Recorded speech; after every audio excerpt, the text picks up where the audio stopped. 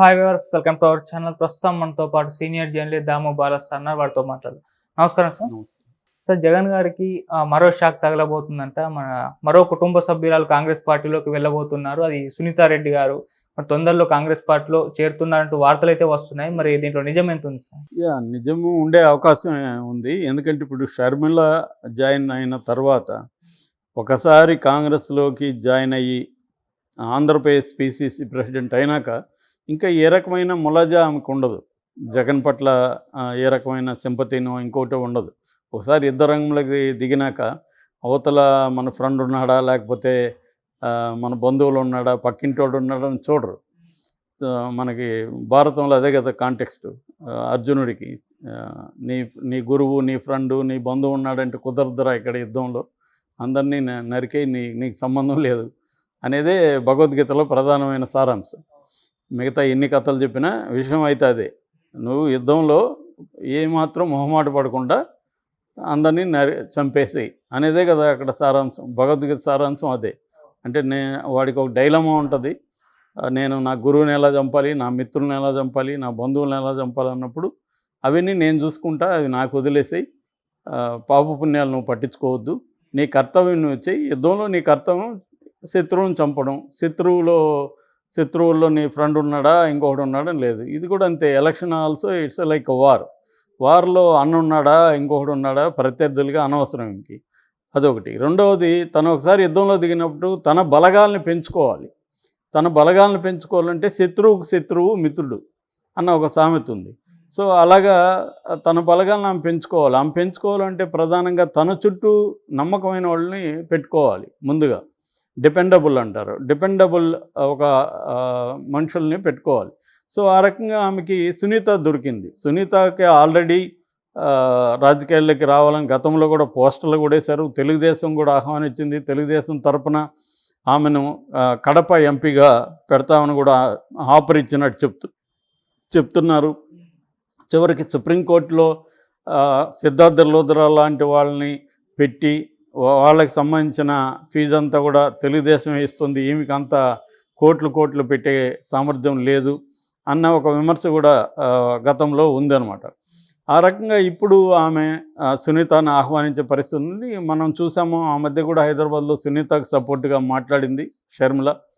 So కాబట్టి సునీత కానీ తన పక్కకు వస్తే తన బలం ఖచ్చితంగా పెరుగుతుంది. సో ముఖ్యంగా పులివెందుల తాలూకాలో, పులివెందుల ఏరియాలో వివేకానంద రెడ్డికి చాలా ఇన్ఫ్లుయెన్స్ ఉంది. సో దాన్నంతా కూడా ఇప్పుడు ఆమె ఒక తండ్రిని కోల్పోయిన కూతురుగా, తండ్రి హత్యకు గురయ్యాడు, నాకు న్యాయం చేయండి, నాకు కోర్టులు కానీ ఇంకోటి న్యాయం ఇప్పటివరకు చేయలేదు, అందుకనే ప్రజా కోర్టుకు వచ్చాను, మీరే నాకు న్యాయం చేయండి అని ఆమె రేపు రావచ్చు, రంగంలోకి దిగచ్చు. సో ఆ రకంగా ఖచ్చితంగా సునీతారెడ్డి కాంగ్రెస్లో చేరే అవకాశం ఉందనే చెప్తున్నారు. సో ఆ రకంగా సునీతారెడ్డి కానీ కాంగ్రెస్లో చేరి ఆమె పులివెందుల నుంచి జగన్కి వ్యతిరేకంగా చేయొచ్చు, లేదా అవినాష్ రెడ్డికి వ్యతిరేకంగా కడపలో ఎంపీగా పోటీ చేయొచ్చు. అలా చేస్తే మాత్రం ఖచ్చితంగా జగన్కి అది పెద్ద మైనస్ అవుతుంది.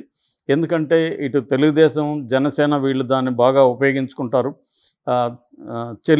ఇద్దరు చెల్లెళ్ళు చూడు ఎలా నిలబడ్డారో జగన్కి వ్యతిరేకంగా, వాళ్ళ కుటుంబం ఎలా నిలబడింది అనేది ఈ నేరేటివ్ను వాళ్ళు బలంగా జనంలోకి తీసుకుపోవడానికి సునీత కూడా యాడ్ అయితే మాత్రం ఖచ్చితంగా అది జగన్కి ఇబ్బంది.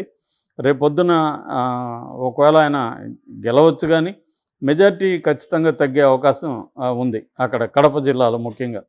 ఎందుకంటే ఎట్లయితే జగన్ కుప్పాన్ని, ఇటు మంగళగిరిని, టెక్కలిని, ఇలాగ కొన్ని నియోజకవర్గాల్ని బలంగా ఫోకస్ చేసి వాళ్ళని ఓడించాలనే ప్లాన్తో ఉన్నాడు. చంద్రబాబు అండ్ జనసేన కూడా కడపని ఫోకస్ చేసి కడప జిల్లాలో మ్యాక్సిమం సీట్లను గెలవాలి, అట్లాగే జగన్ కూడా చెమట్లు పట్టించాలి అన్న ఒక ఫోకస్ వీళ్ళకి కూడా ఉంది. అందుకని వీళ్ళు ఒకవేళ నిలబడితే, అక్కడ సునీత నిలబడినా, ఈమె షర్మిల నిలబడినా ఖచ్చితంగా వీళ్ళు వీక్ క్యాండిడేట్లను పెట్టి ఆమెకు సపోర్ట్ చేసే అవకాశం ఉంది, ఓపెన్గా కాకపోయినా. ఒకవేళ వీళ్ళు పొత్తు పెట్టుకోకుండా బీజేపీతో పొత్తు పెట్టుకున్నప్పుడు వీళ్ళు ఓపెన్గా సపోర్ట్ చేయలేరు, కానీ వీక్ క్యాండిడేట్స్ని పెట్టి ఇండైరెక్ట్గా వాళ్ళ గెలుపుకి కృషి చేసే అవకాశం ఉంది. సో ఆ రకంగా సునీతారెడ్డి ఖచ్చితంగా ఏంటంటే సునీతారెడ్డి గత కొంతకాలంగా క్లియర్గా జగన్కి వ్యతిరేకంగా పోరాటం చేస్తుంది. ఆమె ఏ స్థాయిలో ఉందో మనం చాలాసార్లు వీడియోలో చెప్పుకున్నాం.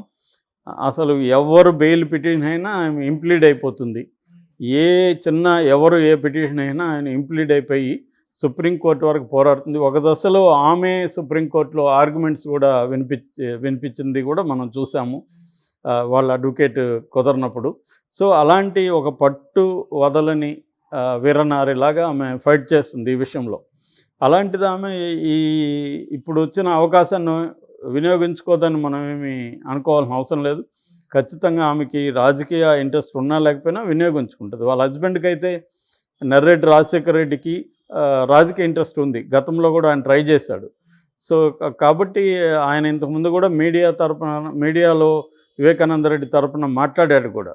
సో ఆ రకంగా తీసుకున్నప్పుడు ఆమె ఫైట్ చేసే అవకాశం అయితే ఉంది. సో అది ఇంకొక కొన్ని రోజుల్లో తెలిసిపోతుంది.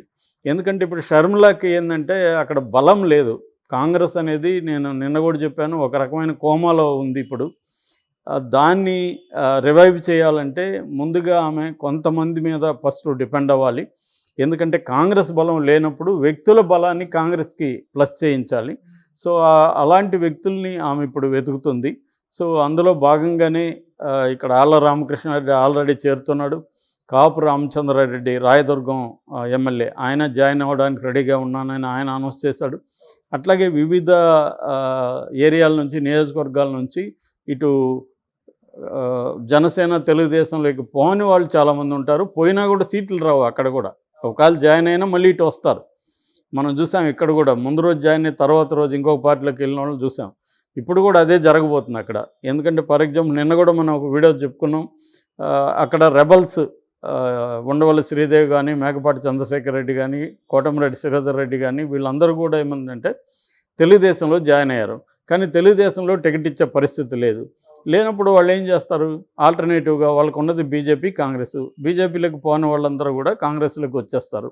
సో కాంగ్రెస్లో ఈమెకు కూడా ఇంకెవరు లేరు కాబట్టి టికెట్ ఇచ్చే పరిస్థితి ఉంది. అందువల్ల ఈమెకి ఏంటంటే ఇప్పుడు కాంగ్రెస్కి ఏం కావాలంటే వ్యక్తుల బలం కాంగ్రెస్కి కావాలి. కాంగ్రెస్ పార్టీ ఉంది, ఇమేజ్ ఇస్తుంది.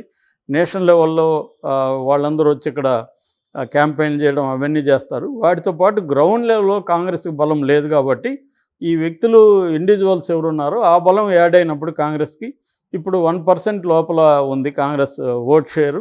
అది 5, 10 పెంచుకోవడమే వాళ్ళ టార్గెట్. అంతేగాని వాళ్ళేమి ఇప్పుడు విన్ అవుతామని వాళ్ళకేమి భ్రమలు లేవు. కానీ ఈ 1%లో ఉండిపోతే ఎప్పటికీ మనం ఏదో ఒక ప్రయత్నం చేయకపోతే ఎప్పటికీ రివైవ్ కాదు. కనీసం ఇప్పుడు ప్రయత్నం చేస్తే 2029 కన్నా మనం బలమైన ఫోర్స్గా ఉండొచ్చు అన్నదే కాంగ్రెస్కు ఉండే ఒక రియలిస్టిక్ టార్గెట్. అదే టార్గెట్ మీద ఈమె పనిచేస్తుంది. సో ఈమె పనిచేసినప్పుడు ఈమెకి ఒక నమ్మకమైన డిపెండబుల్ ఒక కోటరీ అనో లేకపోతే పర్సన్స్ అనండి, అది కావాలి. అది ఆమెకు సునీతారెడ్డి రూపంలో లభిస్తూ ఉంది. కాబట్టి ఆ రకంగా షర్మిలకి బ్రైట్ ఫ్యూచరే కనిపిస్తుంది. Okay, thank you so much sir. Thank you.